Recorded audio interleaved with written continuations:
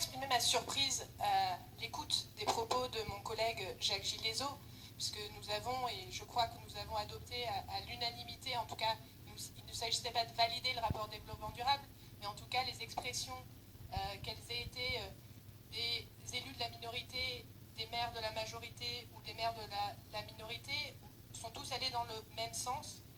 Développement durable, cela comprend bien l'écologie au sens large, et l'écologie au sens large, c'est aussi la protection sociale et le développement économique.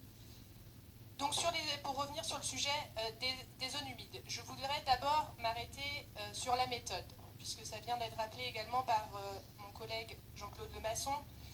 Quand on construit la métropole, on ne peut pas, on le fait ensemble et on ne s'oppose pas, on n'impose pas, je veux dire, des choses aux communes. Et c'est tout à fait la méthode qui a été employée sur la construction de cet inventaire, puisque tous les inventaires sont d'abord passés en délibération au conseil municipal. Rien ne nous y obligeait, mais nous l'avons fait de manière volontariste et je pense qu'on en voit aujourd'hui les fruits. Sur l'importance des zones humides, puisque certaines choses ont été dites et je m'inscris en faux à cela. Cela ne vous aura pas échappé, le climat est en cette fin d'année sur toutes les lèvres et nous avons approuvé l'engagement d'une réduction de 50% de nos émissions de gaz à effet de serre à 2030.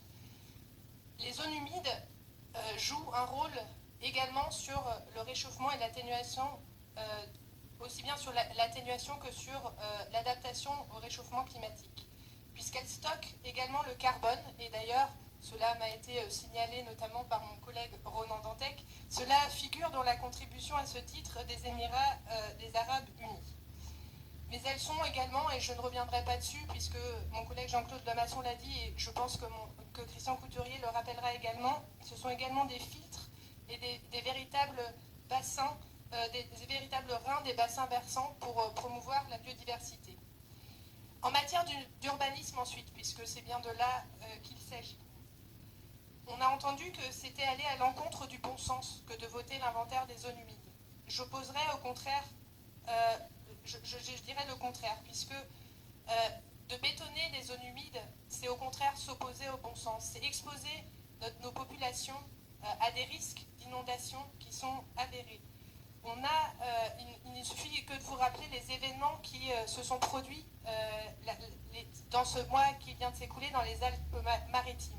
Et c'est aussi tout le sens de notre action aujourd'hui quand on est en train de réviser notre plan local d'urbanisme métropolitain. Et cela fait également partie du plan d'action Citergie que nous avons adopté conjointement ensemble cet après-midi. Il est d'une importance primordiale de prendre en compte les enjeux de l'environnement réellement et ne pas dire je suis pour l'environnement mais exceptionnellement sur ce dossier je ne m'y conformerai pas, puisque aujourd'hui, au XXIe siècle, nous ne pouvons plus opposer écologie et développement. Je vous remercie. Merci, Christian Couturier. Alors, je pensais que la notion d'inventaire des zones humides et des cours d'eau était quelque chose que tous les élus communautaires de notre Assemblée avaient parfaitement saisi, mais je rappellerai simplement qu'il s'agit d'une obligation qui est faite par les sages, ce n'est pas la métropole qui s'instaure une nouvelle règle du jeu en matière de zones humides et de cours d'eau. Ceci à partir des stages et à partir tout ceci d'une directive cadre européenne. Donc l'inventaire des zones humides et cours d'eau a été réalisé sur chacune des communes de manière tout à fait concertée, localement, avec des représentants d'un groupe local de tous les partenaires qui peuvent être concernés par l'existence des zones humides. Et ensuite, les conseils municipaux ont été appelés, comme ça a été dit, à valider ces inventaires. Ensuite, c'est la communauté urbaine qui, en tant qu'établissement public de coopération intercommunale, qui doit transmettre l'ensemble des zones humides. Je dis ça pour M. Alix. Les autres inventaires n'ont pas été transmis encore. Ils sont transmis avec un paquet global, puisque nous avons la compétence sur cette question. Donc ce n'est pas chaque commune qui peut le transmettre aux sages. Les sages ne validera ensuite que l'inventaire global de l'ensemble des zones humides. Donc c'est pour ça que nous devons prendre une décision qui concerne l'ensemble des 24 inventaires. Et puis,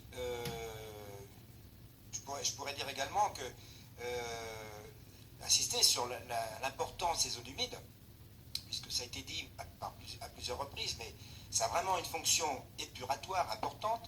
C'est souvent aussi des zones d'expansion de cours d'eau, donc ça joue un rôle à la fois sur la qualité des eaux qui finissent par s'écouler dans les cours d'eau, ça joue un rôle également en matière d'inondation, et puis le rôle en termes de biodiversité. Vous savez quand même que la biodiversité, nous disons qu'il faut la préserver, moi je dis qu'il faut aller plus loin, il faut la valoriser, et donc ça peut être l'occasion sur ces territoires de mettre en valeur toutes les espèces floristiques ou faunistiques qui s'y développent et qui doivent ensuite pouvoir se déplacer sur tout le territoire. Et c'est l'objet de la trame verte et bleue sur laquelle nous travaillons actuellement dans le cadre de la révision du plan local d'urbanisme métropolitain. Il faut qu'il y ait des corridors qui permettent aux différents espaces aquatiques, aux différents espaces végétaux de communiquer entre eux et de mettre véritablement la biodiversité au sein de notre métropole. Alors, évidemment, à certains moments, ça vient en contradiction avec certains projets municipaux, et je pense, M. Alix, à votre remarque sur l'urbanisation qui vient parfois en opposition. Je crois que ce n'est pas que à Sainte-Luce, c'est sur toutes les communes de la métropole, à partir du moment où il y a un inventaire. Ce n'est pas l'inventaire qui détermine les zones constructibles. L'inventaire indique simplement qu'il y a sur tel ou tel espace d'une commune des espaces qui, à terme, ne pourront pas être urbanisés en partie ou totalement en fonction de la fonctionnalité aussi de ces zones humides. Et je comprends qu'après, il y ait des interprétations qui ne soient pas évidentes sur la qualité de zones humides. Autant quand on arrive dans un terrain où on est obligé d'y aller avec des bottes, on comprend bien que on a affaire à une zone humide. C'est plus délicat pour certaines autres zones humides dans lesquelles l'eau stagne, mais au niveau de quelques dizaines de centimètres en sous-sol, et que apparemment on y marche à pied sec et qu'on peut avoir du mal à comprendre. Pourtant, la définition d'une zone humide, c'est pas simplement l'endroit où il y a de l'eau. Il y a aussi des terrains qui semblent ne pas avoir ces dispositions, et c'est là que c'est difficile à expliquer, j'en conviens, à un certain nombre de personnes. Mais la règle étant celle-ci, il faut prendre en compte ensuite ces zones humides. Et donc, par rapport à l'urbanisation, je rappellerai simplement que c'est un inventaire qui va être intégré dans le plan local d'urbanisme métropolitain, et qu'ensuite, à chaque fois que vous voudrez développer l'urbanisation sur l'un de vos territoires, eh bien, si vous êtes sur un terrain où il y a des zones humides indiquées simplement par l'inventaire, bah, vous faites travailler un bureau d'études qui va vous indiquer si l'importance de la surface des zones humides. Et donc, automatiquement, la plupart du temps, les bureaux d'études en trouvent davantage que ce qu'en donne l'inventaire. Quelquefois moins, mais c'est plus rare. Donc ils en trouvent davantage, ce qui fait que, eh bien, il faut travailler, et ça c'est, Jacques, je réponds à ta question aussi à ce niveau-là, c'est avec la métropole que nous avons travaillé sur la surface de 8 hectares qui est impactée a priori à 80% par des zones humides, pour voir comment certains secteurs dont la fonctionnalité n'est pas importante en termes de zones humides, pour voir si cet espace-là peut être quand même utilisé en urbanisme en respectant la règle première d'éviter de construire sur une zone humide, de réduire le projet pour prendre en compte cette zone humide, et enfin en troisième, la compensation.